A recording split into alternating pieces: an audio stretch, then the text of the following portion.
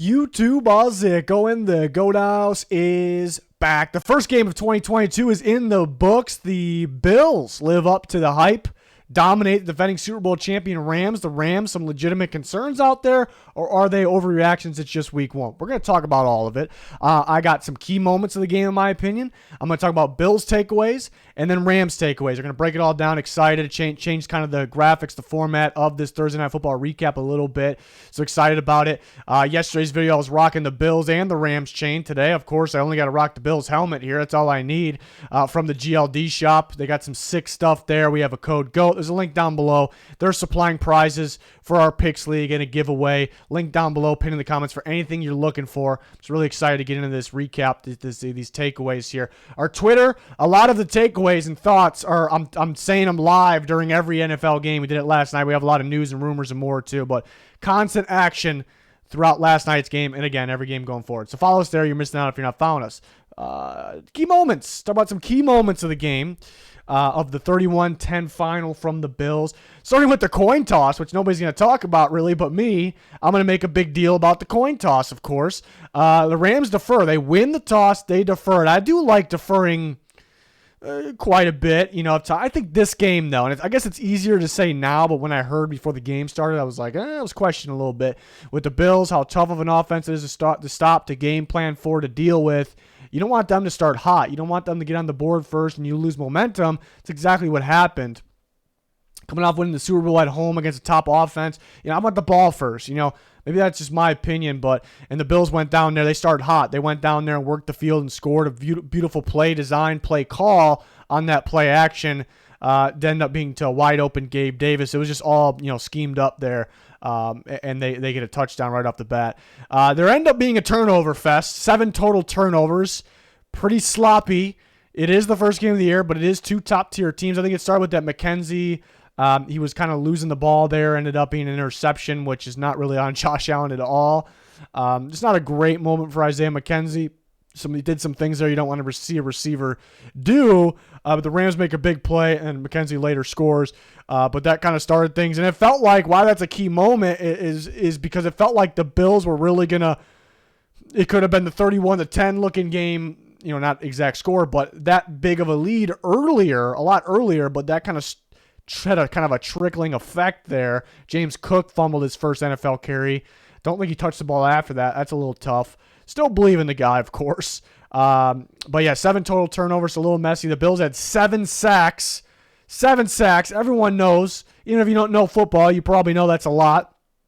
But then when you factor in, I tweeted it last night that the Atlanta Falcons had 18 sacks on the entire season. You think it's 7, 18, couple more games for the Bills they're on pace for. The Falcons did that in the entire season, so 7 sacks is pretty ridiculous. The Bills' defensive line versus the Rams' offensive line was kind of a key factor in this game. The Bills' defensive line dominated that Rams' offensive line. We'll talk about the positives and negatives specifically when it comes to that in a moment. And Von Miller had some key sacks against his former team. I mean, he had 2 sacks, and they came at like the perfect time for the Bills. They came on second downs while the Rams were actually moving, and they scored 10 points. You think, if you didn't watch the game or watch some of it, you think the Rams probably couldn't get anything going on offense, and sort of true, but there was times where they got things going, and Von Miller happened to sack Matt Stafford on second down, which resulted in a very difficult third down, which resulted in a punt instead of points on a drive that was looking like points. So significant moments from the big-time signing and former L.A. Ram and Von Miller. Josh Allen used his legs, and that just kind of creates just a big-time problem to see him breaking tackles, see him kind of going airborne for a touchdown. Just really fun to watch, and it kind of creates more for the team, more for Josh Allen.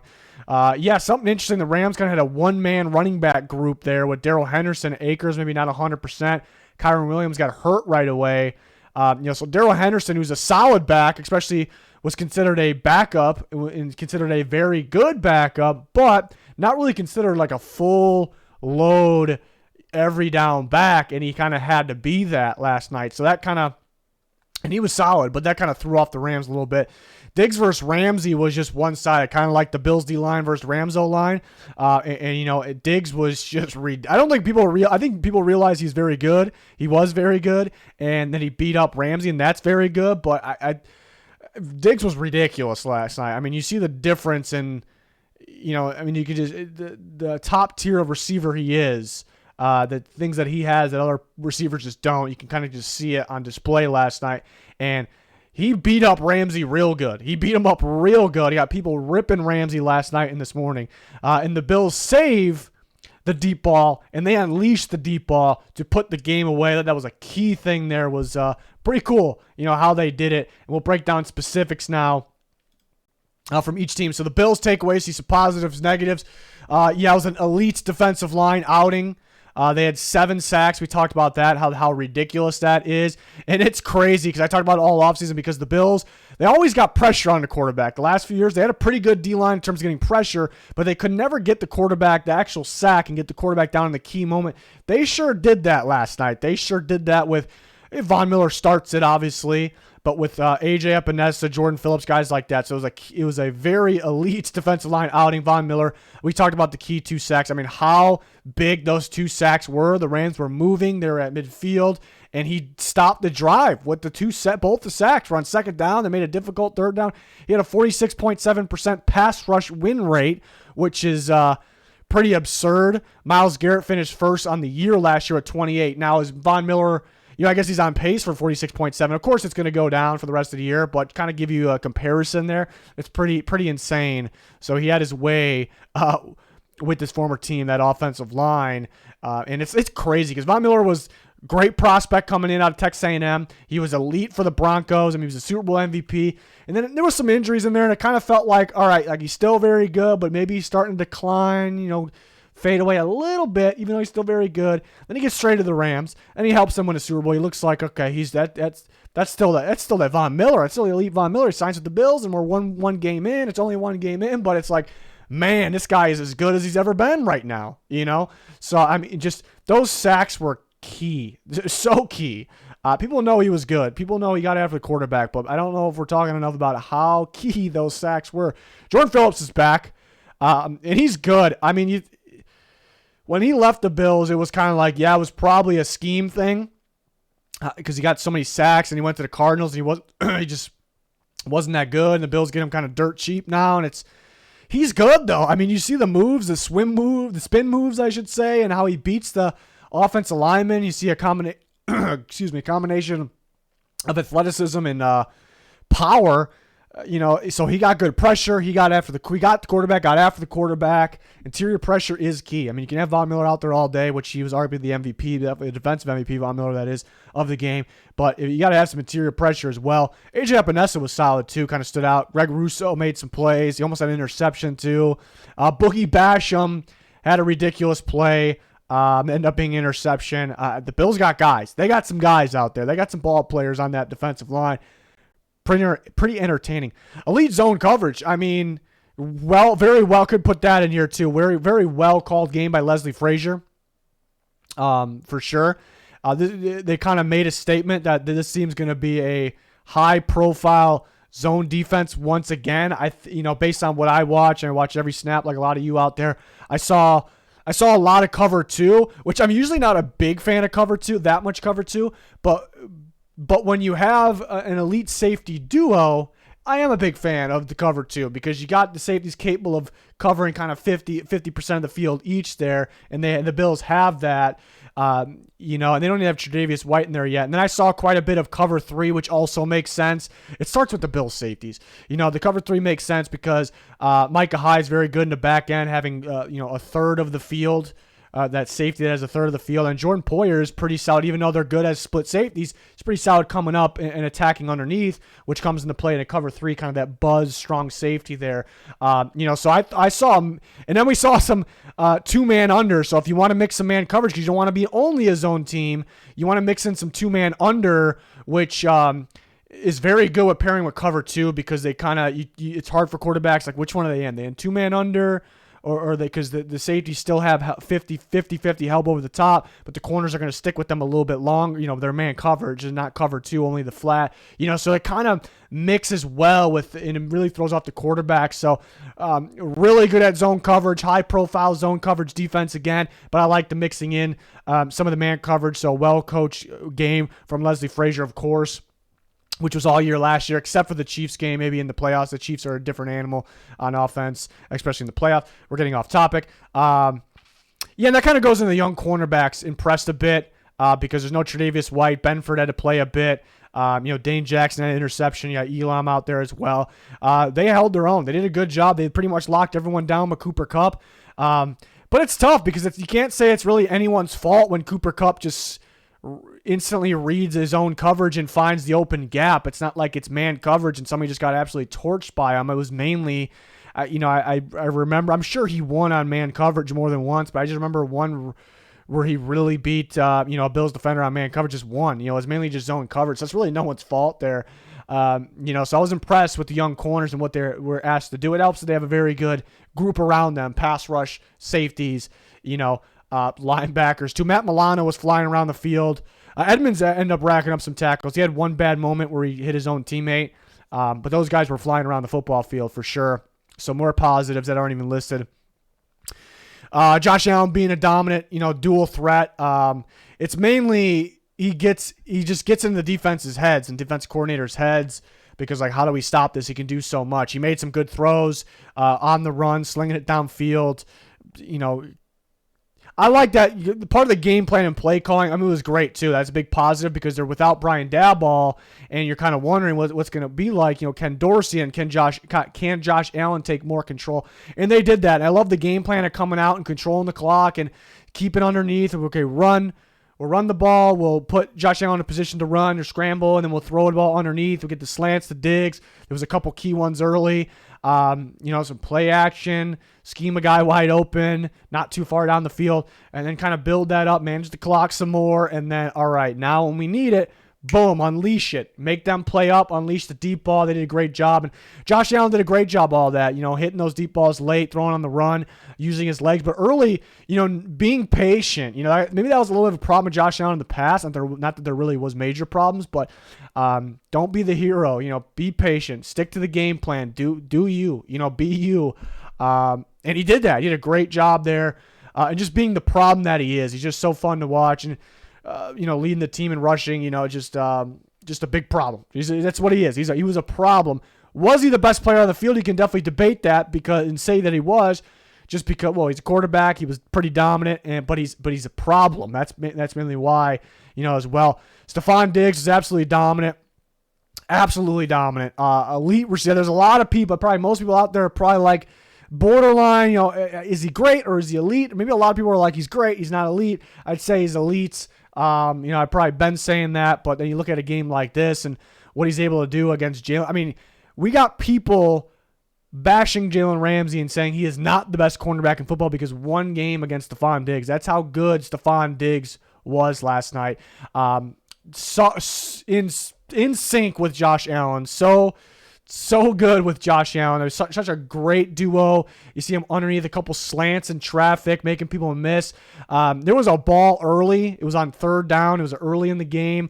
It was a great throw by Josh Allen, who's in traffic. He had to put the ball on a slant behind Stephon Diggs. He had to. Absolutely only spot.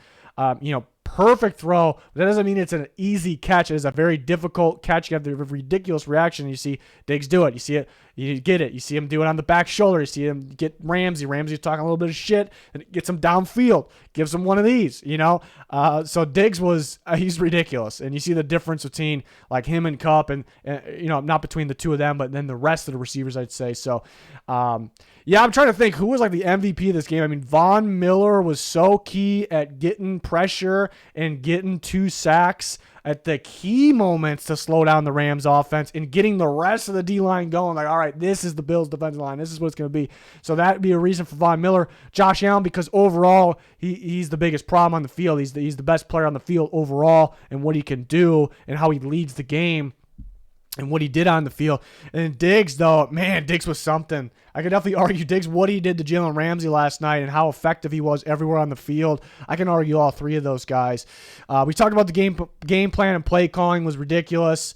We talked about this. So some negatives, they turned the ball over 4 times. And it's kind of weird. Like, they turned the ball over 4 time. That's bad. That's really bad. They beat the defending Super Bowl champions and we expected maybe to be the best or the second best NFC team, 31-10, while turning the ball over 4 times. Like in a way, there's something there that's kind of a positive. It shouldn't be anywhere near a positive. Turn the ball over 4 times, but I think you get what I'm saying. It's like you just beat the Rams 31-10. You turn the ball over 4 times. You can do a lot better, a lot cleaner than that. But you won 31-10. Like, it's pretty ridiculous to think about, but you gotta take better care of the ball. It started with the McKenzie play. That was a bad one. You don't want to see your receiver brace instead of gathering and going down to his knees. It's just things I don't ever want to see from a receiver. It's kind of like I said about in the past. I have like a pet peeve of when receivers jump for a ball like across the middle of the field that you do not need to jump for and end up dropping it because I kind of jump into it. Like I see that once and I'm like, I write that receiver off. That's just how it is for me.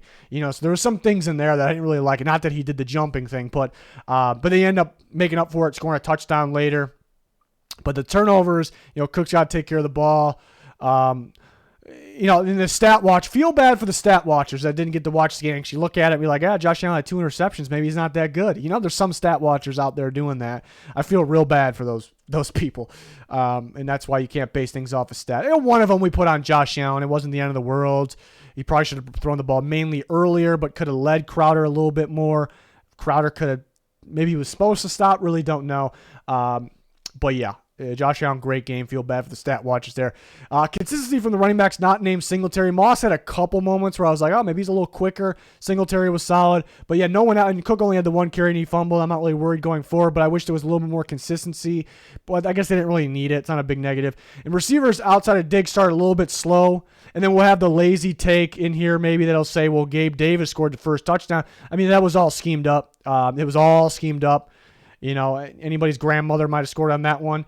So and then Gabe Davis got going. He got that deep ball. He ended up with 88 yards and his stat watcher things. But he got going in the second half, and Crowder got going in the second half. McKenzie got on the board. But I thought in general they were kind of relying on Diggs to make the big plays. He was kind of doing the dirty work, and then somebody else score.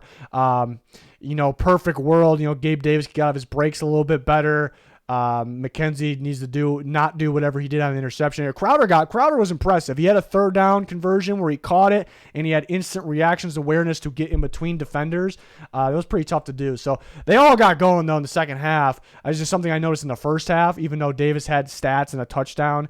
But yeah, at that time, it kind of made me think like this Bills team, we all evaluate them this offseason. I kind of determine them as the best team in football, and they're that good of a roster. But if this team had another receiver, even near Diggs, like Diggs, like it would be over. Like it would be so over if they had another one of those guys.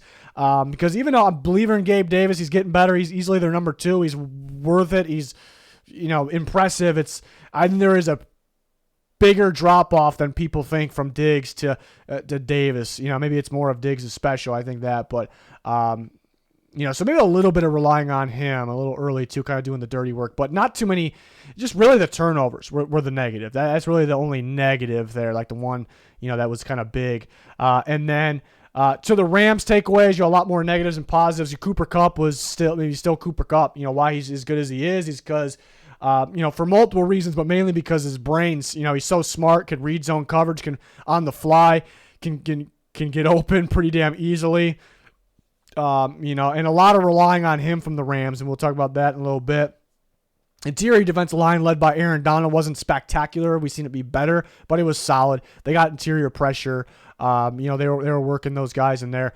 Defense created turnovers. So their playmakers made some plays. They made some clutch plays. They kept them in this game, and it's they end up giving up 31 points to the Bills, but it's really not the defense's fault. And I still think they were coached pretty well. And the Bills come out, trying to play defense in the opening game of the year when you're not in season shape and you're not 100% prepared for this crazy high-powered offense. You got to come out there, let them score right away. Bills work down the field, dink and dunks type stuff, and just real quick, real fast, beautifully designed drive, scripted drive, and missed coverage on the touchdown. So that wasn't good, obviously.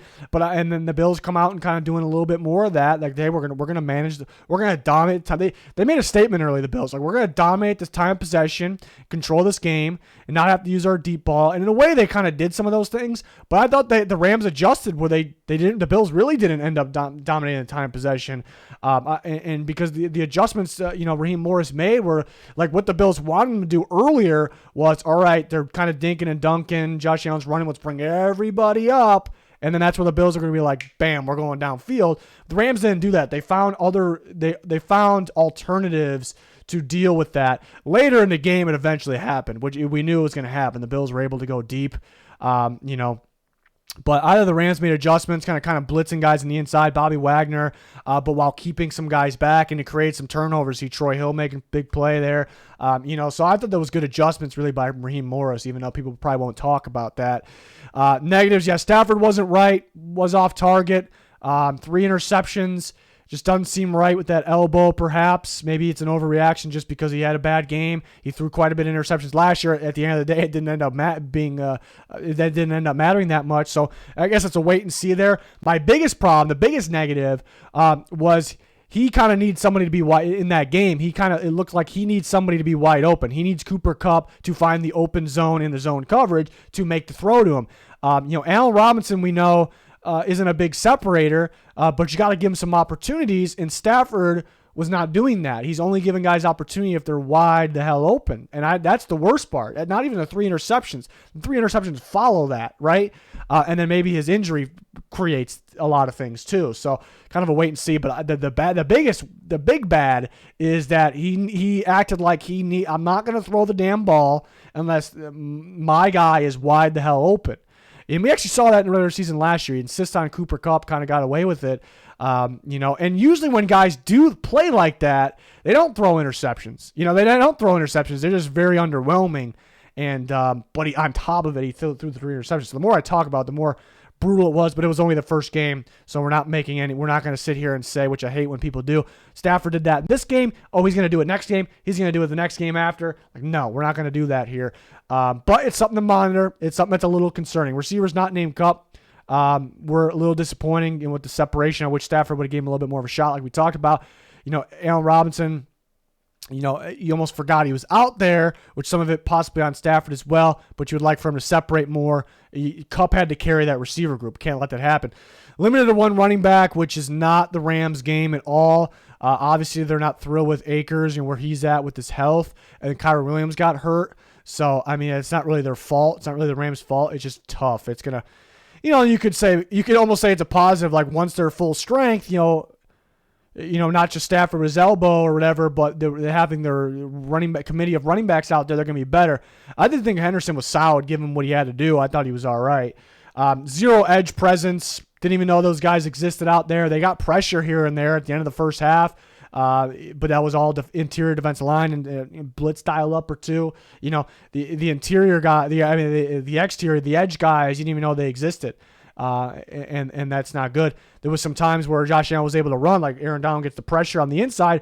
Whoop, I'm going outside of him because he's more of an interior guy. And then there we go. Here I'm getting big yards, so it's tough. Offensive line was absolutely brutal. Probably the worst thing for the Rams last night. Joseph Noteboom really struggled against Von Miller. Interior offensive line really struggled as well. And this was kind of the biggest concern to people. So it is something concerning moving forward.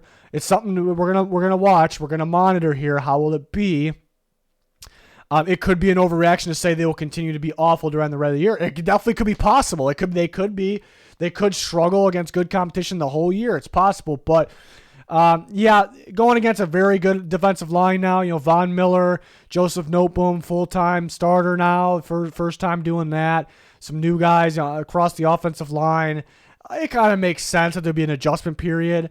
They've had kind of known, I don't want to say known names, but not the big name guys out in the offensive line before, especially the interior, and they eventually got coached up, developed very well because of the scheme is fantastic and the developing and coaching is fantastic. So you could say that, yeah, maybe it's an adjustment period. They had a lot to deal with week 1, and they're going to get better as the year goes on. Is it going to? I'm going to go with that. I think they're going to get better as the year goes. I think we all can kind of say it's pretty safe to make that prediction. They're going to get better as the season goes on. How much better, though? Hopefully a bit, because it was brutal last night. Jalen Ramsey, I view as the best corner in football. There's some people that are kind of taking that title away from him because of one game. I think that's an overreaction, but he had a very bad game. He got beat. He didn't look like himself. Because he usually attacks the ball or attacks the receiver underneath a lot better. Even if he allows a catch, I didn't really see that, and he was kind of getting beat downfield. Diggs kind of had his way with him. Diggs, Ramsey, like in my mind, two elite players. I think in most people's mind, two great players, top tier in their position. Like, we can see either one winning a matchup, but no one just killing the other one. And I think most people say Ramsey's the overall better player. In a game like this, Diggs just destroyed him. Like, Diggs is the better football player, if you're just plain and simple, if you're basing a game off that game. So, interesting. I'm sure Ramsey will snap out of it, get back in action there. The first game's tough, especially dealing with the Bills. And then this would be an overreaction. I'm kind of blocking it too soon. It's definitely too soon to say this for sure, but it's an interesting topic that I noticed. Offseason contracts and moves didn't look good in game one. It's only game one. There's probably going to be people out there who say that, like, yeah, terrible job this offseason, terrible job. Mainly looking at, they gave Noteboom a big contract, which I believe in Noteboom. We saw some glimpses last year. So I think I'm not going to overreact. I think he can end up being solid. He had a lot to deal with in this first game. Von Miller. But he gave that big contract to him, gave that big contract to Allen Robinson, and they could have used that money on top of those two questionable contracts, which, are only questionable because one game. So I can't stress that enough. It's not questionable. It's not a final decision. They were bad. Nothing like that. I'm trying to say there would be idiots that say that out there, and they could end up being right. If they end up being right, I still think they're idiots for saying it now, but it's an interesting topic, interesting to talk about, because what happened last night, those contracts, who they gave them out to didn't look great. They're going to have to play better. And I think the bigger one is that money that you use there could have been used to get Von Miller. Von Miller, who just dominated you in this game, and Von Miller, who you really missed because they had zero edge presence. So it all kind of comes together, and it kind of makes you question a little bit. And something, my takeaways for week one are always like, all right, I never like that's going to continue to happen. It's more so it's something for me to watch for. It's something for me to monitor. It's something that I'm a little concerned about right now. Should I be concerned going forward? It's more so that, because it's only one game and it's week one where weird things happen. So it is too soon, but it's, again, I keep using the word, but it's something to kind of watch for, monitor there. So, Bills live up to the hype. I think the positive thing for the Rams fans watching this, maybe already doing so, just kind of remind yourself that you're fresh off winning a Super Bowl. My team has never won a Super Bowl. You're fresh off that, but a bigger picture is the Rams didn't really look like a Super Bowl team during the regular season last year. Even though if you believed, they didn't really look like it. They looked like a very good team, especially at times. And Stafford was a little sloppy, messy with the ball sometimes. But once they got to crunch time, down the stretch of season playoffs, they were very much playing like a Super Bowl team, and eventually went and won the Super Bowl. So that's kind of the positive thing to think about the Rams. It's just really week one, just get out there with a win. And Bills did that, and the Rams did not. But, there's some positivity there on what could come because we saw what came last year there. But it does feel like, we kind of knew that. They lost some guys. They lost Von Miller. They don't have OBJ. Maybe they'll bring back OBJ. They lost Whitworth, Austin Corbett, Darius Williams. So maybe they don't feel like as good as a team on paper. They got Troy Hill back. I thought Troy Hill was good. It's just something to watch going forward there. But, did not expect it to be an ass beating. Did not expect that. But those are my thoughts. Let me know your guys' thoughts in the comments. We're always talking on Twitter with you guys. We got Picks League going on, giveaway. We got prizes in the Picks League. All that any links you're looking for pinned in the comment section. We got a bunch of videos that still are for week one with predictions, score predictions, power rankings, and more. So check it out. Spoiler, the Bills will be one of next week's power rankings. Don't think that's too much of a spoiler there, but yeah, that's going to do it. Thanks everyone for watching. Goodbye.